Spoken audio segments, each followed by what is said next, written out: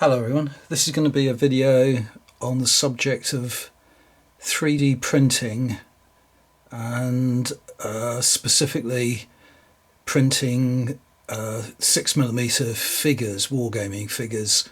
So it's in my 3D printing playlist. It's not a wargaming video, it's primarily going to be of interest to people who have a 3D printer or are thinking of obtaining a 3D printer, but it will be of marginal interest to wargamers in general, just touching on the subject really of the future of wargaming and the part 3D printing is going to play in that. Now what you're looking at are the first 6mm figures that I've painted up in decades. I did mention on a previous video that I was beginning to get interested in 6mm wargaming, and primarily I was going to go in for Napoleonic wargaming, in particular using the new range that's coming out from Grumbler Miniatures, which are a fantastic range of 6mm figures.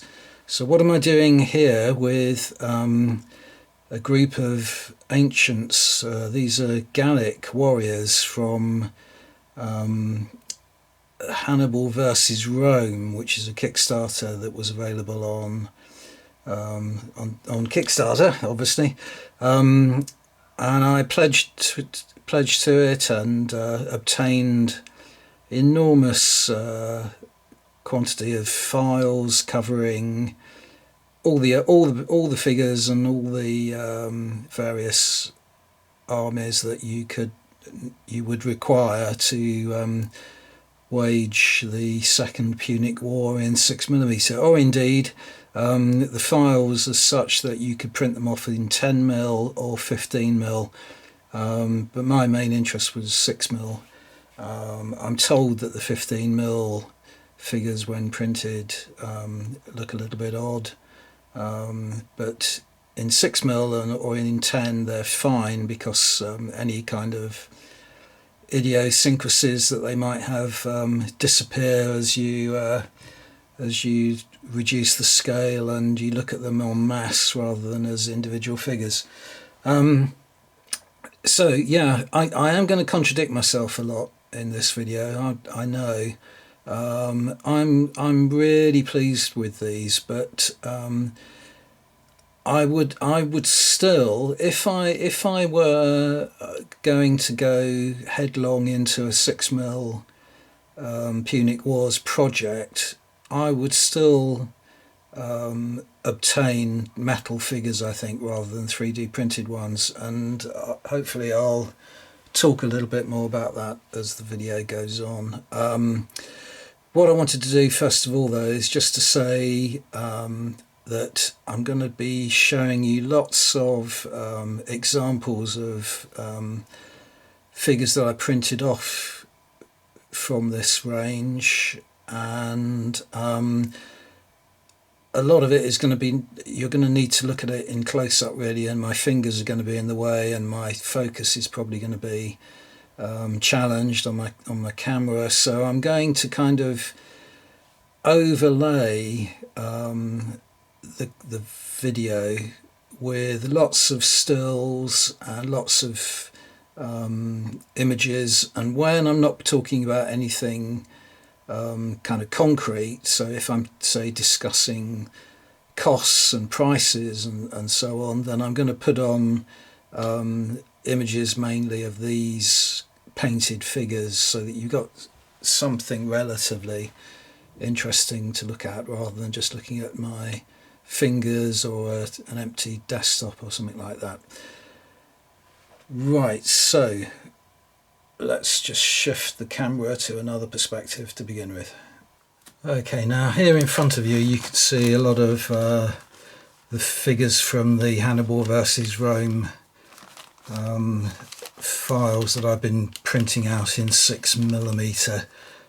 Don't worry, you're not going to be looking at this for too long, but I just wanted to show you what I've done so far and begin on the subject of cost of printing figures, because it's very easy to get carried away with the potential of 3D printing, and in particular you hear a lot of comments on, well, I only listen to YouTube. I don't participate in any other kind of social networks of any kind, like Twitter and so on, Facebook. So I'm not sure what's going on there, but I have seen a couple of videos recently on channels that I subscribe to, where they were sent samples of a Kickstarter called Europe Asunder, which was Napoleonic period figures, and like these Hannibal versus Rome figures, they could be printed up in either 6mm, 10mm or 15mm. Now there are quite a lot of differences between that Kickstarter and this, which I will go into, but it struck me that at the time that both the channels that had been sent some pre-samples of these figures printed up, and neither of the channel owners actually had a 3D printer. So really all they could do was comment on the quality of the prints and the quality of the figures, which were both high, but they were looking at it from the perspective, they weren't looking at it from the perspective of actually obtaining the STL files and printing them up themselves. And in particular, one of the channels did comment and did interact with a lot of his audience, saying how cheap it would be to print these figures, and what saving they would make over buying the figure, not those figures, but buying the equivalent figures in metal from one of the established ranges. Now, I kind of think that there's, as I say, people do get carried away with this notion that 3D printing is a cost-saving, sort of exercise in its own right.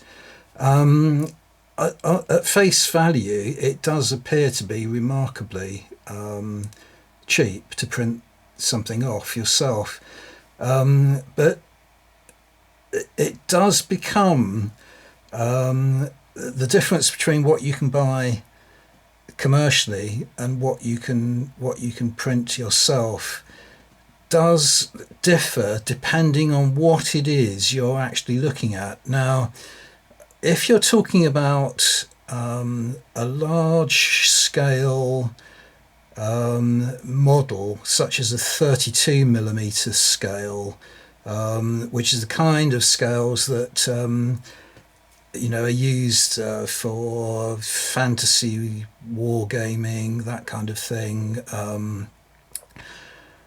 then you're looking at items that are kind of one-off prints. So, for instance, we all know how expensive ranges such as Games Workshop can be. A lot of their models are fantastically expensive. Something like a dragon, for instance. Now you can go to you can go to something like I've forgotten its name. Just have to pause for a second. Thingiverse, that's what I was trying to think of. So Thingiverse is a website that has a lot of files that are actually free to download, and I'm sure if you investigated that, there would probably be a model of a dragon that you could download. All right, it wouldn't be anything near the quality in terms of design that you could get from a company such as Games Workshop, but it would be free. It would cost, peanuts in terms of the price you're paying for the resin on it in comparison, and you could save yourself, probably £100, something like that. That's off the top of my head, but I know the dragons in particular are very expensive.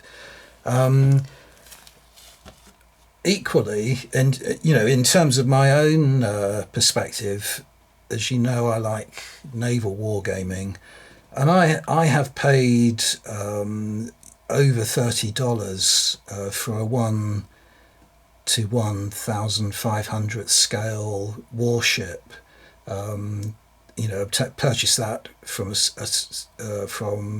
War Times Journal, had it posted me across the Atlantic, so the postage is added to the price. And I've been printing off 1,500 scale ship models recently from a Kickstarter called Empires of Steel, and printing them off for pence rather than for pounds. But there's a similar kind of relationship between the price and the number of items that you're actually going to purchase, as there is with the example of a dragon, in that you're only going to want a couple, say, of any particular ship, because there would be sister ships to that model. So the manufacturer isn't going to sell that many of them to any one individual. So they have to sort of bump the price up to make it, to make any kind of profit from it. When you go down to something like a 6mm figure, where you're actually selling them, you're selling multiple examples of the same individual figure to one purchaser, then the price does drop dramatically. So I was just looking at the Bacchus website, for instance, and their Celts are £7.20 for 90 figures. Now, I've worked out that I am probably spending about 8p for 40 figures, so that's about 16p for 80. So you're still talking about a difference of about £7 there for 80 figures. But to my mind, I would still kind of advise people to think seriously, if they haven't already got a 3D printer, about obtaining a 3D printer if they just want to save money printing 6mm figures, and they're not going to do anything else with their 3D printer. So this is where I'm beginning to kind of contradict myself, I know, because I'm going to print loads of these off, and I'm really looking forward to painting them, to playing with them, and so on. And I am getting carried away with the prospect of doing that. But as I say, in terms of the Napoleonic figures, because I want to take that, I want to take that a lot more seriously, if you know what I mean. I am still going to go along the Grumbler Miniatures route, because I think those figures are far superior in terms of their aesthetic appeal than the equivalent that Europe Asunder can offer me. If I wasn't interested, if I was just had a kind of a more sort of peripheral interest in the Napoleonic 6mm wargaming, then because I have a 3D printer, I would probably get that Kickstarter, just as I've got Hannibal versus Rome, and enjoy the prospect of having it there, and the future possibilities of being able to play games with those figures. But I'm more kind of invested in 6mm Napoleonics than I am in 6mm Carthaginians and Romans. So if I know that does sound a little bit contradictory, but I hope that kind of makes sense. Now, the cost difference is actually a lot less than that 16p versus £7.20 for 80 to 90 figures suggests. I've been printing. I've had a 3D printer for about 9 months now. I have spent. I mean, it cost me a lot of money. I didn't buy the cheapest printer possible. I paid. I can't remember exactly now, but it was in the range of £600 to £700 for my printer. If you're only talking about 6mm, printing 6mm figures, and you've got no other, objective when you buy a 3D printer, then probably one with a much smaller build plate than the one I've got would be suitable. So something like the Elegoo Mars would cost you £215 at the moment. But that is still an initial outlay that you have to factor into the cost of the print. So in other words, you've got to offset that before you begin to make go in the red, or go in the black rather. In terms of having purchased your printer, you have got to print off thousands of miniatures before you've actually got that money back that you invested. Are you really going to need all those figures in your lifetime? You would probably be much better off if you did really want these Hannibal versus Rome figures, to go to someone who would print them for you without you having to purchase a 3D printer. And as it happens, one of the members of our wargaming community, Chris at Walkabout Games, who lives over in Canada, has actually started up a little business where he is buying the licenses to allow him to print various ranges and then sell them to the public. And he actually acquired the license to print this Hannibal versus Rome range. Now he charges, it's a little bit difficult to compare like with like, but in a bag of about, I reckon there's 164 figures in one bag that I looked at, he charges just under 20 Canadian dollars for that, which is the equivalent of about £11.50. So that's £11.50 for 164 figures, whereas Bacchus's metal figures, you get 96 for £7.20. So Chris's figures are obviously cheaper, but there's still a big price difference in terms of what you could print them for yourself, or there appears to be. But as I say, you have to offset that with the cost of purchasing the printer to begin with, and then there are all sorts of other overheads which aren't immediately obvious until you've actually got the printer. For instance, alcohol, you've got to buy the resin. So that, by the way, when people quote, this is how much it will cost you to print a figure off, they're basing that on the amount of resin that you use and nothing else. The amount of resin you use is estimated from the slicing software. Doesn't take into account the amount of resin that remains in the vat that you can't get back into the bottle so easily. You can use a spatula and so on to kind of scrape as much of it as possible, but there is additional resin that that is wasted, that you have to clean off of the build plate and off of the film in the resin tank. I mean, it's all very minimal, but it does add up to the price. There's cost of alcohol for cleaning, there's cost of cleaning materials, The resin itself will vary dramatically. I mean, I pay the most recent resin I purchased cost me £34.99 a litre, but some resin is £50 a litre. You know, so quoting any kind of price is a meaningless exercise. It varies depending on how much you pay for the resin. It also varies depending on how much you pay for your other materials. And there isn't just the things that I've mentioned, like the sort of paper towels, gloves, alcohol, all the kind of obvious stuff. There's a lot of kind of running costs to the printer itself.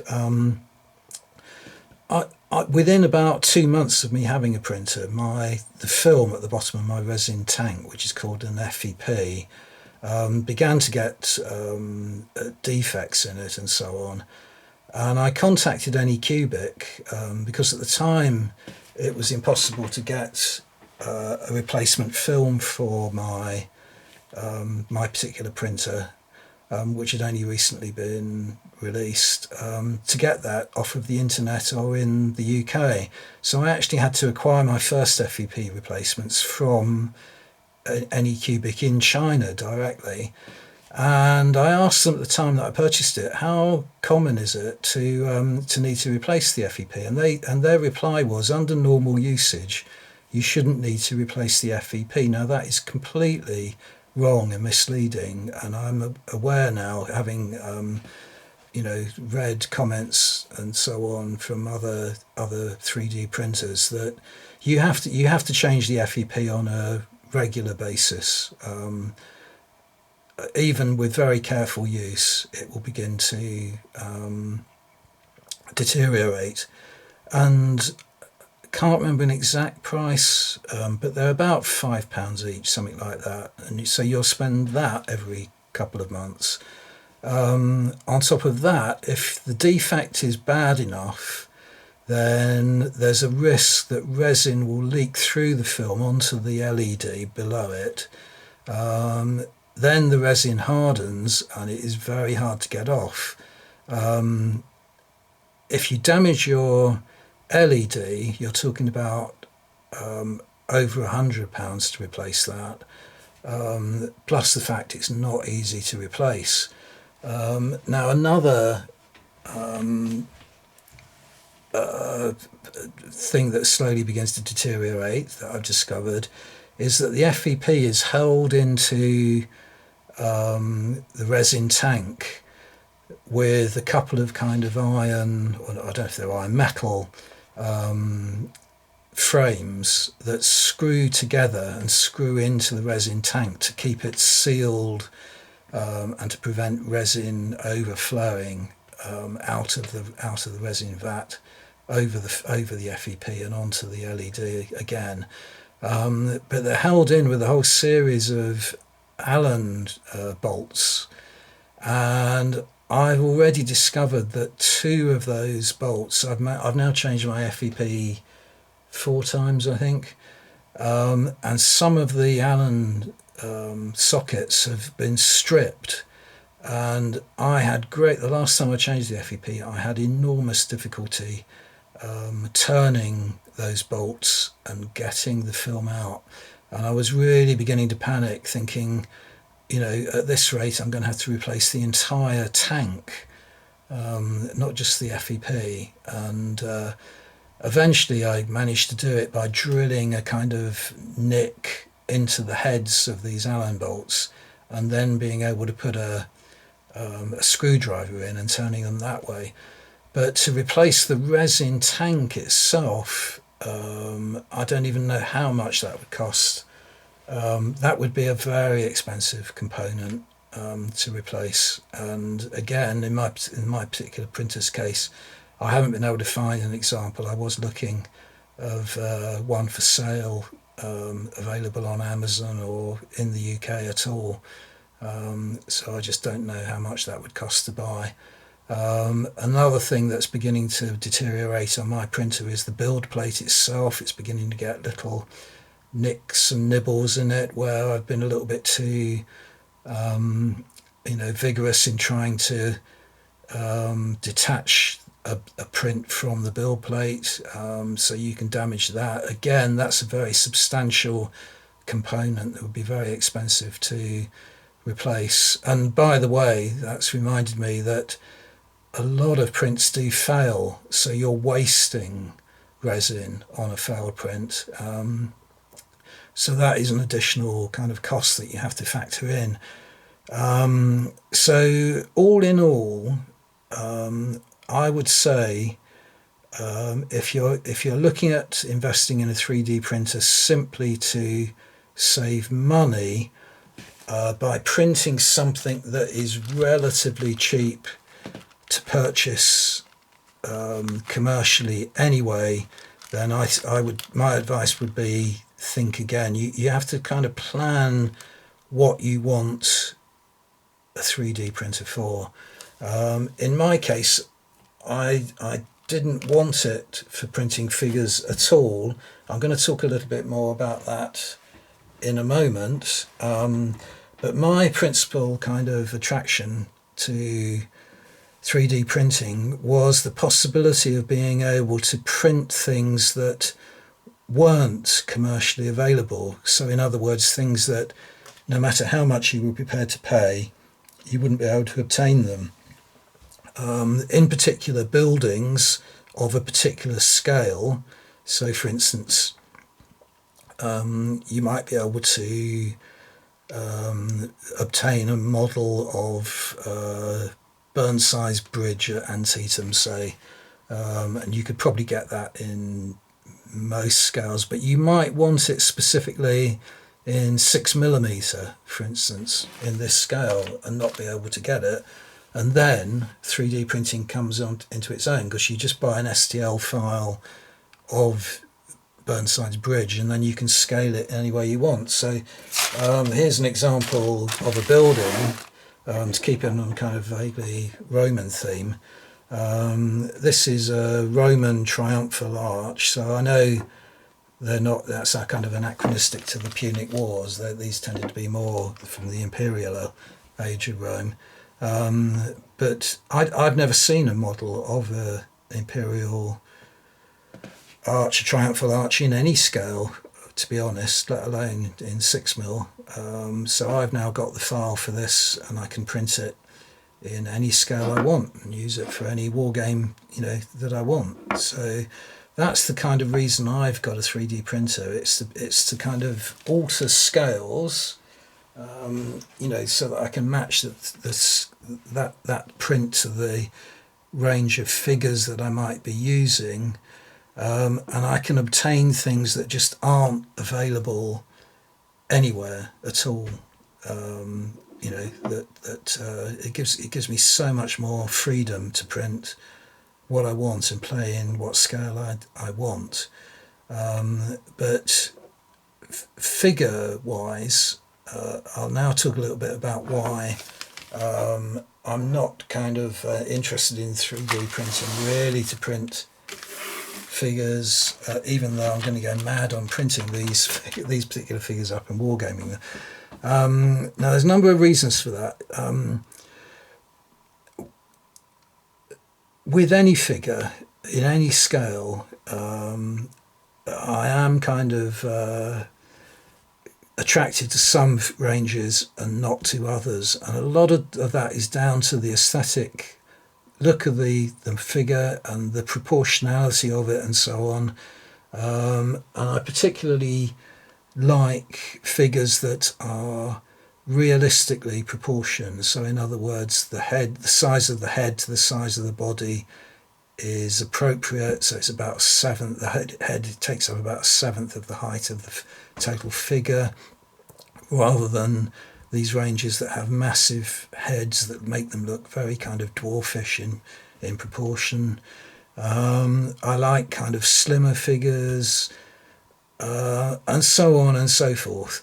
That can apply to a 3D printed figure or to a metal figure. But it seems to me with 3D figures, 3D files that I've seen, their proportionality tends to be rather inaccurate, and that was certainly the case with the Europe Asunder figures. I'm not saying they're not good figures, they're just not to my taste. My taste is far more for something like Grumbler Miniatures, so I would prefer the Grumbler Miniatures range over the Europe Asunder, regardless of the fact that the Europe Asunder might be cheaper to produce, to print myself. Another thing is the nature of 3D printing. Now, we don't spend a lot of time when we buy metal figures thinking about the technical aspects of casting a metal figure, although that does hugely influence the actual casting itself, the actual sculpt itself, in terms of what you can physically cast from a particular sculpt. In other words, that you're able to fill the entire mold with metal and get a successful casting. There's a similar kind of issue with 3D printing, so I'm going to try and demonstrate that using a larger kind of metal figure as a means of showing you what I mean. Okay, so I'm going to use this 28mm figure, horse figure that I've got out my lead pile, just to sort of try and show you the issues that I want to try and describe. Before I forget as well, I forgot to say Chris's website, if you are interested in buying any of his 3D printed products, is called Modern Mini 3D. So he primarily at the moment is concentrating on modern figures, but he has got this Hannibal versus Rome Kickstarter available as well, if you're interested in any of that. Okay, now another kind of misconception that I noticed one of those two channels was talking about earlier as well. As I say, neither of them had 3D printers. One of them was talking about the PLA kind of type of printers. You really do need, especially if you're talking about printing small figures such as 6mm, you really do have to have a resin printer. The ones that kind of extrude plastic and build them from the bottom up onto a build plate just won't work in 6mm. I mean, to be honest, they don't really work in 32mm. Resin printing resin printers are the type that will really give you that clean, unstriated print that you're after in a figure. So resin printers work by sort of with the print being printed upside down, as it were. So in other words, the build plate is at the top, and the build plate goes up and down, sinking into a resin vat, and each time it reaches the film in the bottom of the vat, a light shines through and cures a layer of resin onto the build plate, which is therefore then extracted and is therefore accumulating the print upside down. But I'm going to talk because it's easier to look at if you look at the thing the right way up. So the print is being built from the base upwards. It's actually downwards, but I'm going to talk about it as though it was upwards. It will go fine all the way up to a point where there is a kind of an isolated part of the design. So I've made a little kind of graphic on this, so that should be running over the top of this now. But when you get to the tail of the horse, there is clearly an isolated area of the print suddenly appearing and an area that will be have ultraviolet kind of exposing the resin at that point. But there is nothing, because the build plate is way kind of below or above, if you want to speak correctly, that point. There is nothing. There is nowhere for no possibility of that particular piece of cured resin attaching itself to the build plate. So it will not. In other words, it would just be a completely isolated piece of cured resin, not attached to anything, that will then just sort of drift off as the printing process goes on. Won't form a part of the model, won't form a part of the print necessarily, and it will cause you problems in terms of it adhering to something else, or getting in the way, damaging your film, all those kind of things. Now there are two ways around that problem. Well, there's three ways actually. One way is to design the model so that you don't have a sort of a tail flowing backwards like that. So what you will find with figures in particular is that, say, they will be designed to have their arms by their side, so that you haven't got the arms outstretched and there isn't any kind of the hands and so on that won't suddenly appear, be presented to the printer and not be connected in any way to the build plate. Now that in terms of those Europe asunder figures, that is another particular point that I didn't really like about them, that they are designed to be printed easily on your printer, and that constricts you in terms of the number of poses and so on that you can produce on a miniature. That's not necessarily the case with these Hannibal versus Rome figures. So I'll put up some of the STL files over this so that you can see. Just to get one out on the camera here for a moment.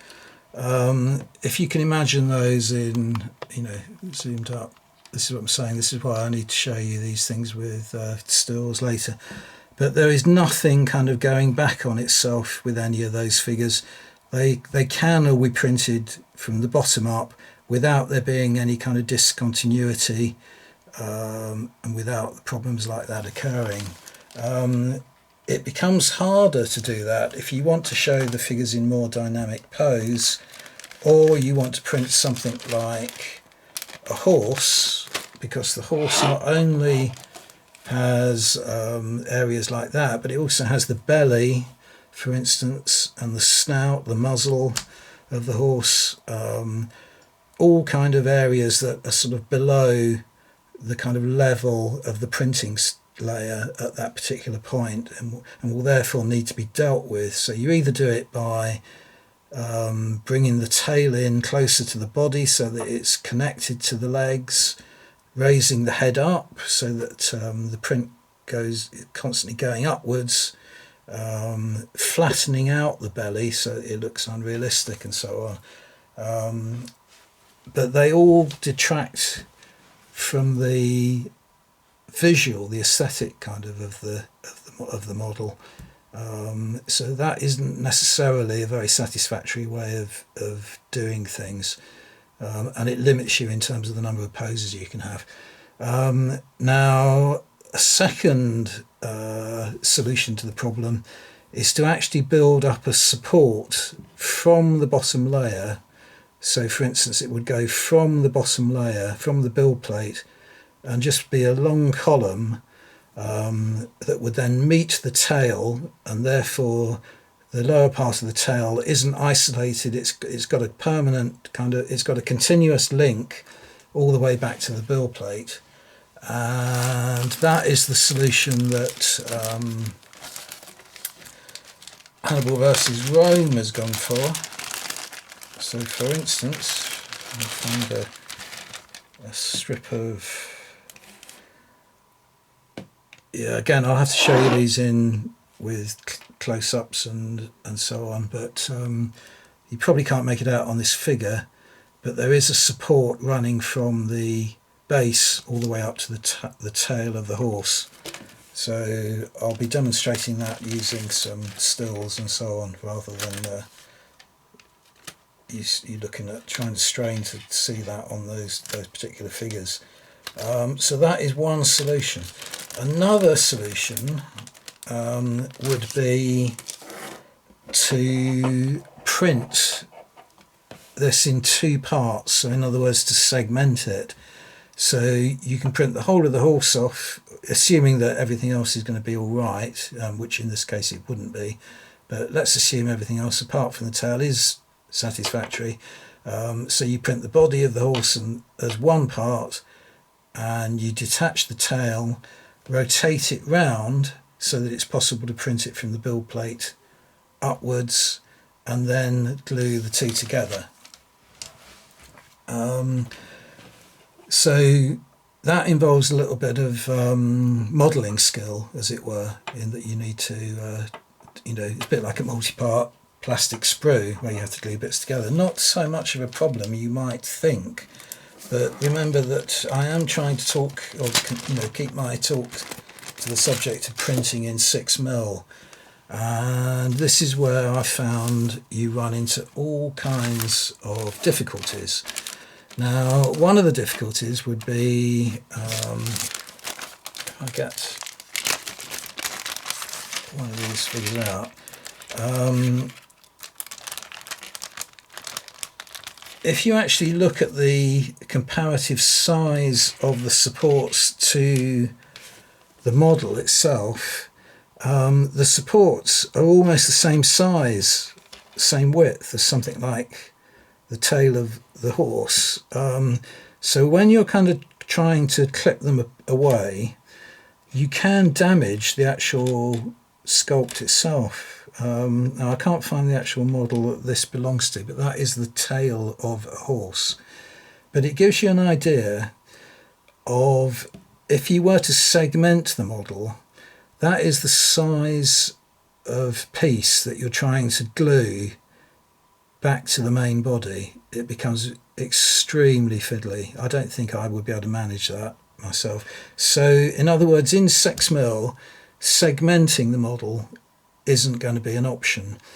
Now I broke that tail off. That was a supported tail, and I broke it off when I was trying to clip through the support. In 6mm this becomes a particular issue again. There are a lot of areas where there is practically no space to get your scissors or your scalpel or your trimmer or whatever you're trying to use to actually get it in physically into the spot where you need to make the detachment. Now, bear with me a moment, just while I put these back in the bag so they get all muddled up. There are some really splendid elephant models in this range, but the elephants do need to have supports. One under the belly there that you might be able to see. Again, I'll put up some stills and screenshots so you can see this more clearly. One under the tail. Both of those it is possible to get get a knife in or something, and if you're very gentle, to break them away. But there are actually 3 at the front of the elephant, and I've found these impossible to detach.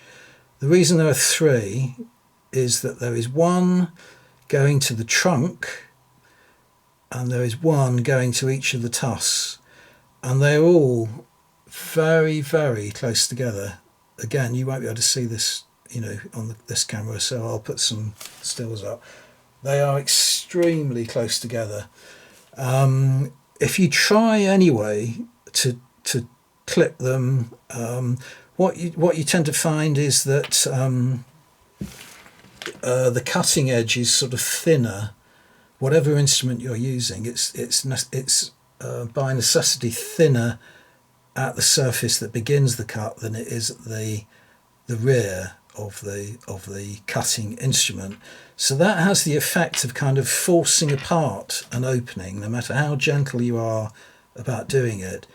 And that kind of applies pressure upwards and downwards, and the pressure will kind of possibly cause a break in part of the model that you don't want the break to occur. So you can damage the model that way. I found the only thing that I found works is I actually use. Just pause the camera again to get this out. Yeah, so what I've actually been using and I've found has worked, although I've only tried it on one of these elephants so far. This is one that I managed to break, so the tusks were okay, but the yeah, here it is. So basically I use this thing like I call it a hobby drill, but I think it's referred to as a Dremel. That might be the trade name, I don't know. But that's the sort of cutting edge there, and you can kind of grind away the supports and get into spaces like that to cut it away from the base. So I found that's the sort of best way of doing that, sort of gently just cut away. And theoretically there is a sort of weaker area where the support joins the actual model, but in 6mm, you know, it is so kind of close to being the same thickness as the piece that you're, you know, trying to detach it from, that you know, it's very easy to damage. So another thing to watch out for when you are printing in 6mm, if you're determined to go ahead and with it, then I would recommend something like that Dremel, using sort of a rough surface like that, kind of cutting edge like that, rather than trying to force a scalpel through it. You know, cut it. You need something that's got more of a kind of sawing action, you know, to do it slowly and gently. What next? Yeah, I think that is more or less everything I wanted to say. You know, as I say, it is very easy to get carried away, and I myself do get carried away. I'm really kind of pleased with the way the figures from Hannibal versus Rome that I've painted up so far have come out, and I fully intend to kind of like eventually complete 2 armies and have games with them and so on. Really looking forward to that, but you have to be kind of a bit sober about it, especially if you haven't already got a 3D printer. Don't get carried away with the prospect of just being able to press a button and print off hundreds of figures all in one go. Oh yeah, that is something else that I forgot to say, that it might just be a problem I have and not common to other people. But I have found that the processing power of my laptop, even though it's not a particularly old laptop, is a little bit limited, and these files are really just one strip, say, of 5 figures. So you have to kind of reproduce that strip many times over, which theoretically it's possible to do onto the build plate. So you could fit, on my build plate, I could theoretically fit hundreds of them on and print off, you know, sort of a couple of hundred figures at a time. But I found once I've put more than 8 duplicates onto into the slicing software, it begins to kind of strain it a lot, and the software gives up the ghost and drops out and so on, or it begins to run really slowly. So the maximum I've been able to print at one time is 8 strips, which is 40 figures. And again, that that all contributes to the running costs of the printer, to the wear and tear on the printer, to the use of resin, because I like to clean my resin tank after every print run and so on. So it's another factor in the cost of actually printing these things up. I did forget to mention that before. But as I say, that might just be unique to me or to people that have, don't have the most up-to-date processing powers on their laptops and so on. I don't know. But I am looking forward to this project. It's not going to be right at the top of my list because I've got so much else on the go. But I hope it's kind of given you food for thought if you have a printer or if you're thinking about getting a printer. And in terms of sort of wargamers in general, I think the future of 6mm metal manufacturers is safe. I don't think 3D printers are going to challenge them. The people that are going to be challenged are the people such as the producers of metal ships and large one-off models and so on. I can see 3D printing is definitely kind of an attractive alternative to paying a lot of money for those, but any kind of figures really. I for one, even though I've got a 3D printer, I'm certainly still going to be a